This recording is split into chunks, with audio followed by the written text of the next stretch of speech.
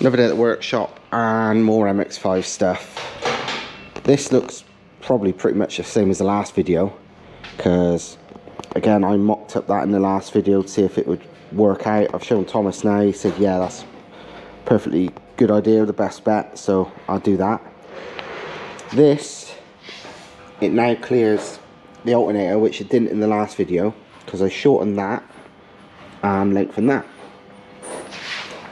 I was going to, until earlier, run that Subaru bonnet scoop. I've bonded it on, I cut it all out properly, and it's like, you know what, it looks a bit shit, but it does the job. And it don't look half as bad as it did in the last video. I'll post up some pictures so you see what I mean now. Still not great, but basically with the front bumper on, which I've took off already, so I'm not going to do it again just to show you, it don't look too bad. Anyway, I'm not going to now because, well, two reasons. One, even with that bonnet scoop, with this extended out, this would hit a bit there, so I'd have to modify this, which I can do, but it's annoying. But most importantly, a guy from Australia messaged me on Instagram with a different option, a much better option, a really weird option, but it's cool as fuck. So I'm going to go with that, but I will show you that whenever the hell it arrives, because it's got to come from Australia. But yeah, we'll see. It's amazing though. I'm pretty chuffed. So that bonnet scoop, nah, it's not going to be used after all. In other news, a little bit inside the car. First thing is, while I never ever use handbrakes when drifting, it's kind of nice to have that option. And while I'd never go as far as fit a fucking hydraulic one, I just fitted basically a fly-off one, which is allowing the standard handbrake to stay unlocked. So, because obviously with a normal handbrake, because this sprung-loaded button, anytime you lift it up, it locks in place. With this thing, it locks in place without, but within, doesn't. All you have to do for that is literally unscrew the old one, some mole grips, unscrew it, pull the spring out, put that one back in. And while, yeah, I'll almost never use the handbrake, I was thinking to myself, for the sake of a couple of quid, there is the odd time when the handbrake's useful. So, job done. Other things is I decided at the same time as this, because I like to drive like a dickhead and just do burnouts everywhere and stuff, I thought, you know what, again, I'm not going to use it very often, but if I don't, I wish I did. I bought a line lock so I can lock off the rear brakes to, you know, just do big stupid burnouts on the brakes if I wanted to without heating up the rear brakes. You know, on these burnout cars in America and shit like that, they literally remove the rear brakes, but this isn't a burnout car, this is a car. But to give me that option if I want to, that, job done. Literally, these cars have got a single rear brake line, so all it has to be now is I will run the brake line into the car to that, and then back out again. And yeah, anytime I want to lock off the rear brakes, I will turn the lever, and then only the fronts will work. And then back to normal, turn it back. Job done. What I'm going to do today, I'm not sure. Oh, another thing I've got is I've sorted some injectors. My friend Lee Connor with the world's fastest Lotus has got his old injectors, some 1300cc like Decker style ones, which will fit. And he's got even bigger ones now, because he's running, well, methanol, so it needs to be massive. So I'm gonna have his old ones off him, so that solves that problem for not much money. And today I might start mocking up the rest of the exhaust, because I don't really want to run things like fuel lines and blah blah blah until I know where the exhaust is going. So I might just start mocking up and spot welding the exhaust into place so I know where it's got to go, and then I can get on with other shit. So, and then at some point I'm gonna have a play with that, which is my TIG welder. I have no idea what I'm doing, but Thomas showed me the basics and lots of practice, and I should be able to do something with it, hopefully. Christ, even being able to spot weld bits of aluminium together, then I can, you know, if I had to give it to Thomas to weld properly, would just make life so much easier. So yeah, but that could be probably for another video. So this is prototype 3-inch downpipe number 1, and it looks like it'd be brilliant. I mean, it's 3-inch, it goes all the way through, it clears the subframe, wasn't too tricky to make. It's close to the subframe and the engine, but it's clear.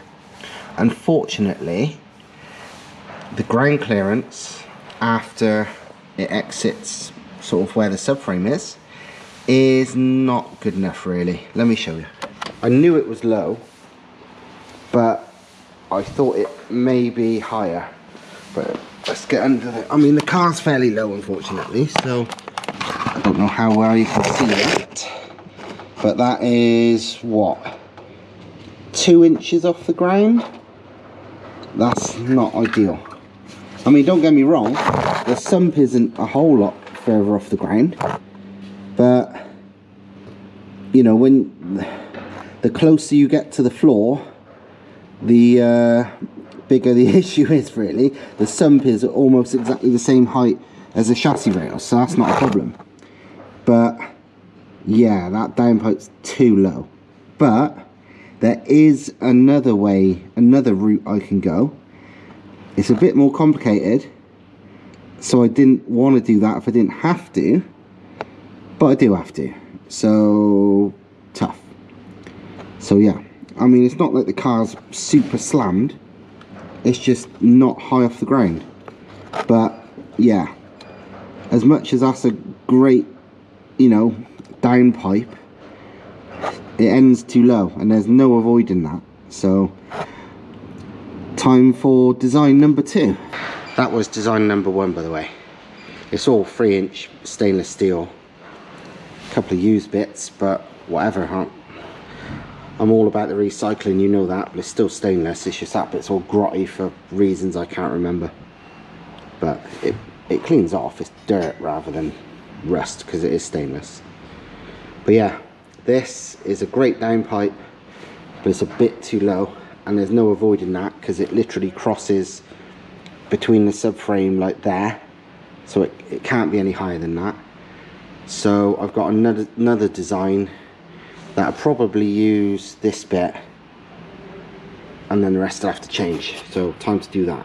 Downpipe prototype number 2, and this one, while it's a lot more complicated and a fucker to fit, to the extent that I didn't know if I would have to put a V-band halfway down it to even get it on and off, but so far it just about goes on. It's at least an inch higher than the old one. The final bit I've just added, which is underneath the car, I'm fairly sure I can make better. It's lower than the rest of it, but I think I can sort that out. I'm not sure, I'm about to have a look, but yeah, this is the way to go.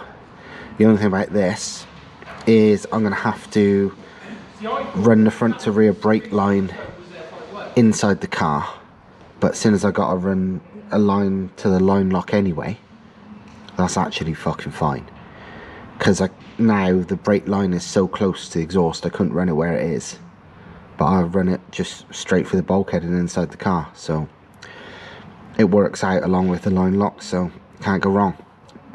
I won't show you underneath yet until I have possibly fixed or improved what I've done under there at the moment, because I'm not, like I said, it's better, but I think it can be made better still, so I'm going to have a go at that first, and then whatever the result is, better or not, I will show you that in a minute.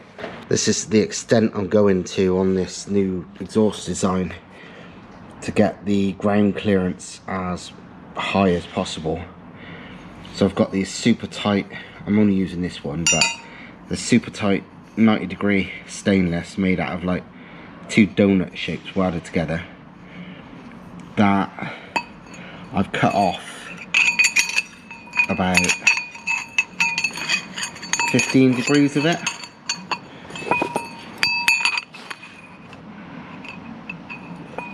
I mean, like literally, look how thin I cut it down to. Proper narrow angle, just so I could get the maximum clearance and the best fitment. And this is why I don't go to custom exhaust places, because yeah, they won't do shit like this. I gotta do it myself. So yeah, shows you a bit of how far this is going.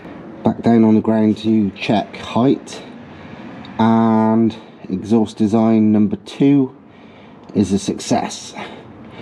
I don't know if you can tell from that shot, but it's, I would say, very about in line, if not slightly, yeah, I would say about equal in line, maybe slightly higher than the chassis rails, slightly higher than the bottom of the sump, about in line, maybe slightly higher than the lowest parts of the gearbox, certainly higher than the gearbox cross member and mount, which still isn't finished actually.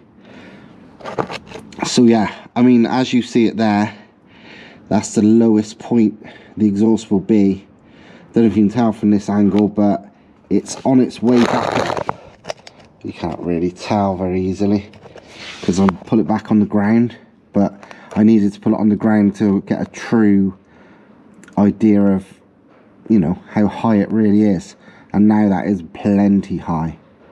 The next bit's going to be complex because, wow, I'm not even sure if I can get the exhaust out with that final bit attached. It's only taped on at the moment. I'm going to try, but I don't think it is, which means I've got to work out where I can put a V-band, which will obviously help get things out. So I'm gonna, and the next bit's complex as well, because it's got to go around the gearbox cross member, which there's room, but again, it's close. So yeah, I'm gonna quit for now and talk to Thomas about it and stuff tomorrow, and have a think and do some more carrying on tomorrow. But I've got things I've got to do tonight, so this is me done. Yeah, hope you like this video, and make sure you like, subscribe, comment, all that shenanigans, and I will see you next time, chances are with a much more done exhaust.